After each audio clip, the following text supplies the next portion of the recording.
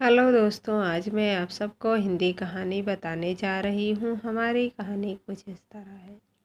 बिना पत्नी के घर सूना लगता है। अकेले बालकनी में बैठे मनोज जी फूल पत्तियों को देख रहे थे।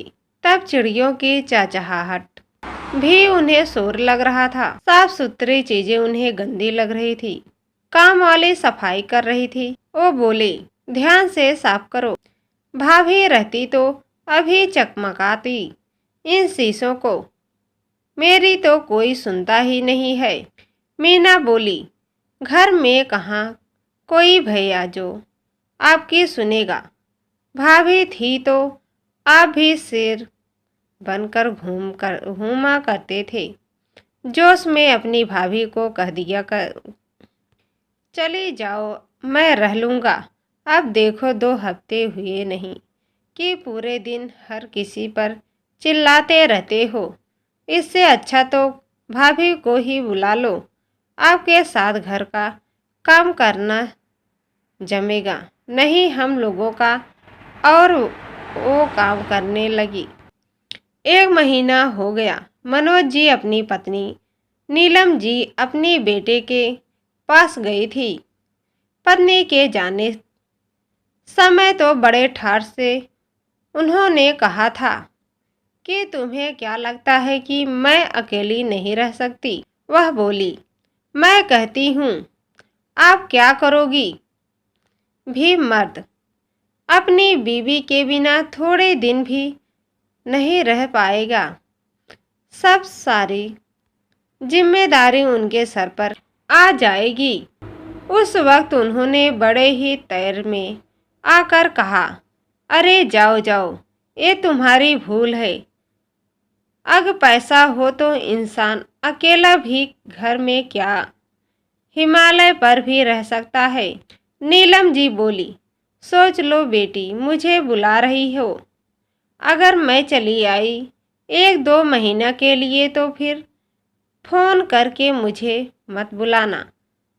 उन्होंने भी नीलम जी को बड़े प्यार से बेटी के पास भेज दिया। थोड़ी ही समय बाद वो बेचारे अकेले घर में आते तो वो घर उन्हें काटने को दौड़ता था। जब बीवी घर में नहीं रहती तब उनकी अहमियत समझ में आती है। ये बात वो समझ चुके थे।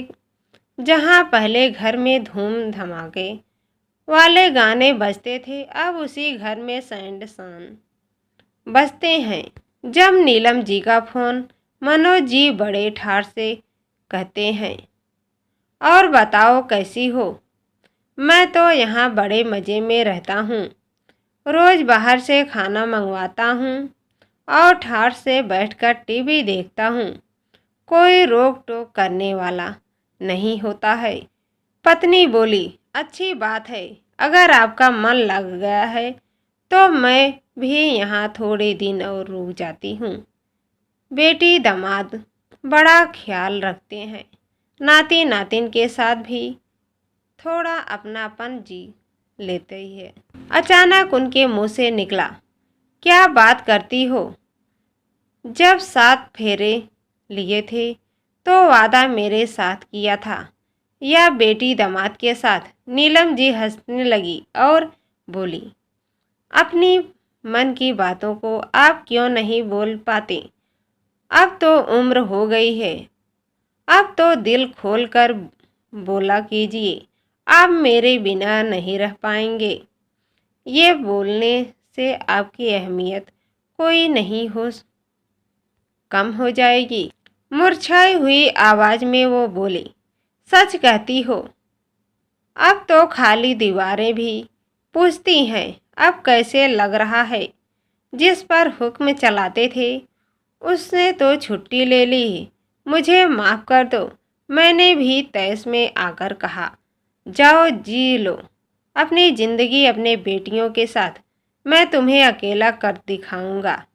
बेचारे मनोज जी अपने कहे हुए फिल्मी डायलॉग भी बोलकर फंस गए। अब तो दीवारों से मिलकर भी अच्छा नहीं लगता है। जो उस उम्र में बीवी की याद में बस पुराने गाने गाते हैं। जब से गई है बीवी आंसू बहा रहा हूँ। एक औरत अपनी पत्नी के साथ साथ माँ का हृदय भी रखती है। वक्त पड़ने पर अपने पति के लिए वो हर रिश्ते निभाती है। तो जब वो बच्चों की भावनाएं समझ सकती है तो जिसके साथ इतने साल गुजारे क्या उसकी भावनाएं वो नहीं समझ सकती। नीलम जी बोली, आप बोलो तो मैं तुरंत चली आती हूँ। आपके बिना मेरा भी अब मन नहीं लग रहा है। मनोज जी बोले, पहले यही घर कितना अच्छा लगता है, अब तो लगता है दीवारों धीरे धीरे सिमट रही हैं और एक दिन मुझे दबा कर मार ही डालेगी। सच कहते हैं लोग, औरतों के बिना यह खंडहर हो जाता है। बीवी के बिना कितना भी खूबसूरत घर क्यों ना हो, सूना लगता है। ये घर तुम्हारे बिना भी सूना सूना लग रहा है। हो सके तो लौट आओ। ये मर्द शब्द के पीछे आदमी अपनी भावनाओं को बहुत दबाए और छुपाए की कोशिश करते हैं, परंतु इनका मन भी तो एक बच्चे जैसा होता है जो बिना साथी के खुद को अधूरा और अकेला महसूस करते हैं।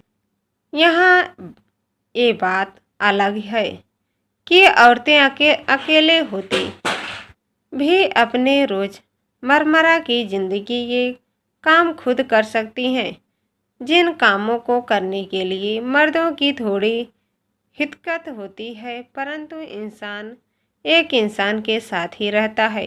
खाली दीवारों के साथ उनका भी मन नहीं लगता।